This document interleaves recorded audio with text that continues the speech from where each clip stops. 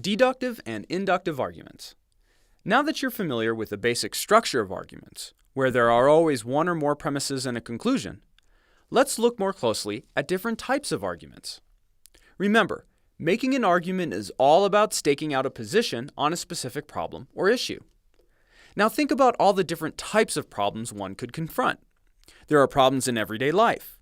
Where should we eat dinner? Which house should we buy? Which school is better for my kids? There are problems that college students like you deal with. How many classes should I take next semester? What should I major in? Should I get an internship or study abroad? There are problems in business. Do we need to hire another employee? What database software should we use? How should we design this marketing campaign? And there are political problems. What's the best income tax structure? And what should our energy policy be? As people make arguments to resolve these and many more issues, they may offer many different types of premises in defense of their position. We're going to dig deeper into two kinds of arguments: deductive arguments and inductive arguments. To get started, consider the following two examples. In each case, there's a question or problem to be resolved, and examples of possible premises that could be offered as part of an argument to address that question. In the first example, the problem is that you and some friends are trying to decide where you should go for dinner: the Red Iguana or Cafe Trang. There are two premises. One, Red Iguana is open until 10 p.m., and Cafe Trang is only open until 9. And two, the Red Iguana has the best Mexican food in the area. In another example, the problem is trying to answer the question, how many classes should I take next semester? Again, there are two premises. One, tuition for 12 credit hours will cost $3,100. Tuition for 15 credit hours will cost $3,700. And two, it's better to take more classes every semester so that you can get done faster. In both examples, the first premise offered was a fact that can be proven to be true or false.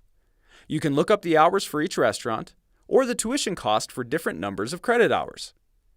However, the second premise offered was an opinion that cannot be proven to be true or false. People may disagree on whether the Red Iguana has the best Mexican food, or if it's the best idea to take a lot of classes to finish your degree more quickly. Facts and opinions have different relationships with the conclusions that are drawn, and result in different types of arguments. For example, let's say it's currently 9:05 p.m. when your friend asks, should we eat at the Red Iguana or Cafe Trang?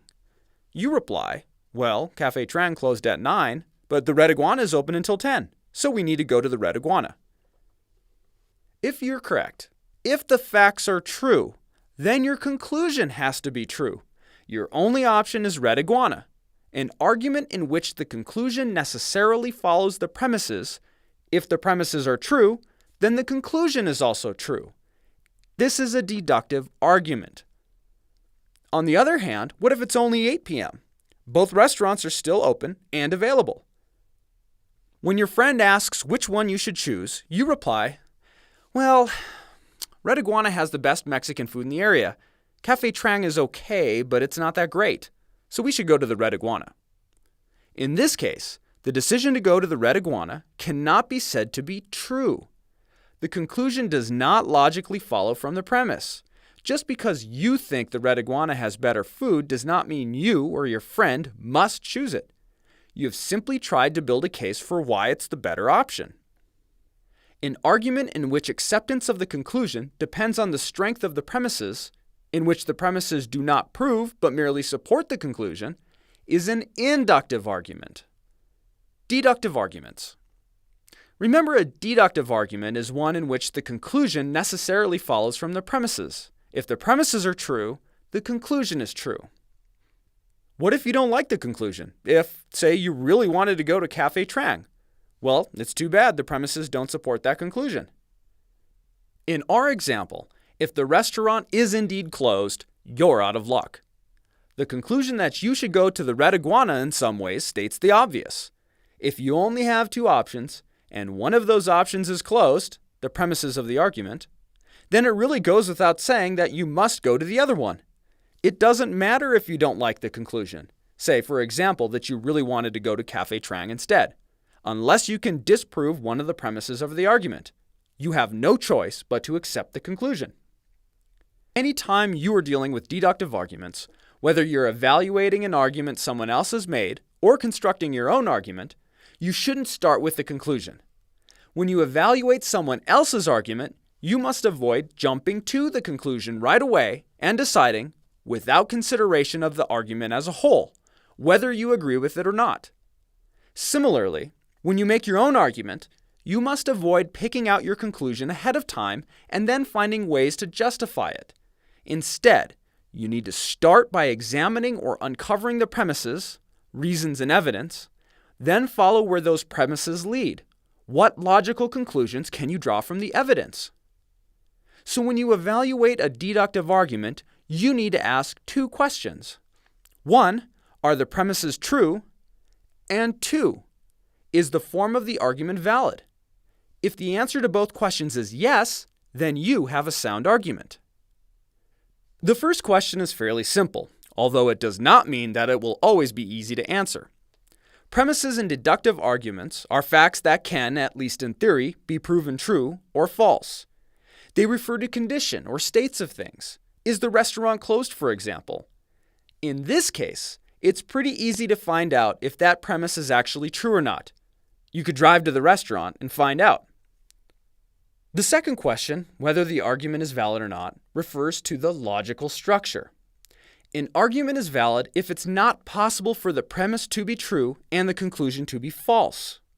In our example, the premise tells us that there are 2 restaurants to choose from and one of them is closed. The conclusion then is that we must go to the other, open restaurant. If that premise is true, then it is not possible for the conclusion to be wrong. It must be true as well.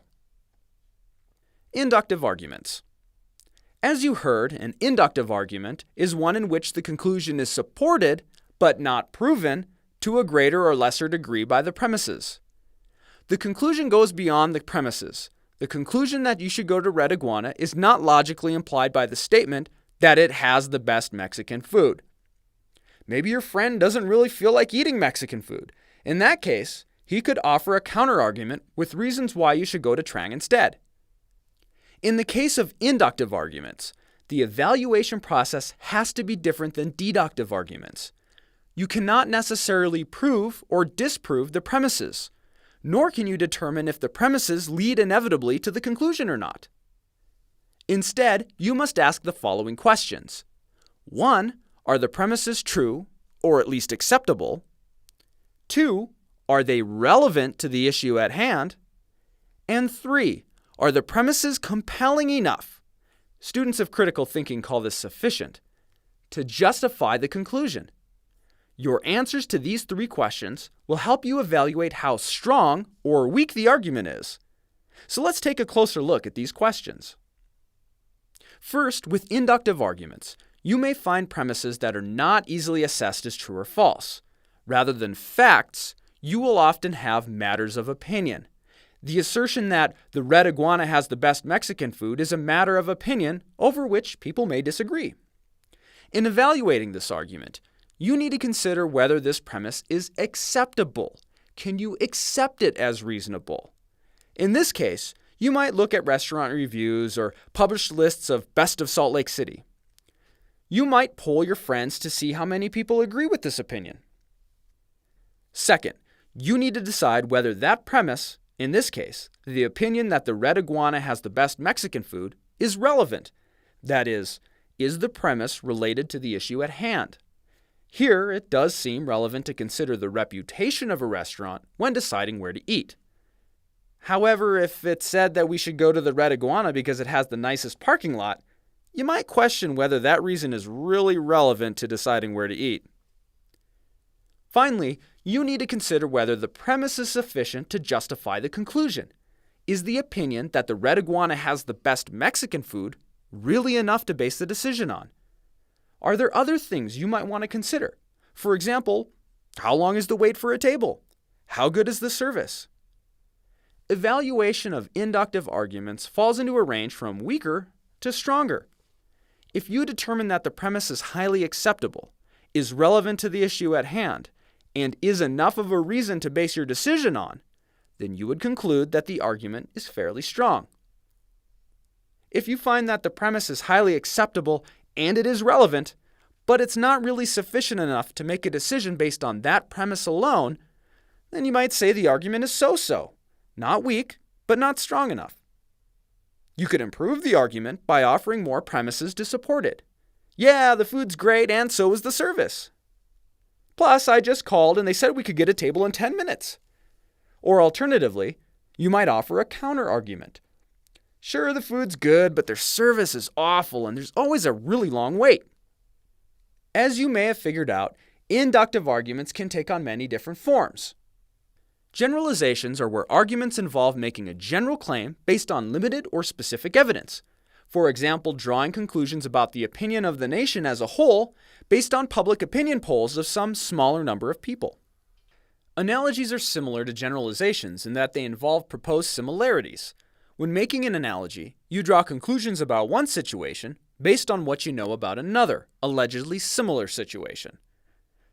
General principles are the opposite of generalizations. These arguments involve applying general principles. For example, qualities a group of people are assumed to have, to a specific case, an individual member of that group. Causal reasoning arguments offer what is determined to be the best possible explanation for why something has happened. They offer an argument that one thing necessarily led to another happening. Now you should have some idea of what deductive and inductive arguments are and how they differ. Many of the topics introduced here will be discussed in more detail later. You will learn more about how to evaluate the truth and acceptability of premises, as well as how to assess the relevance and sufficiency of those premises. You will also learn how to use causal reasoning to both develop and assess arguments.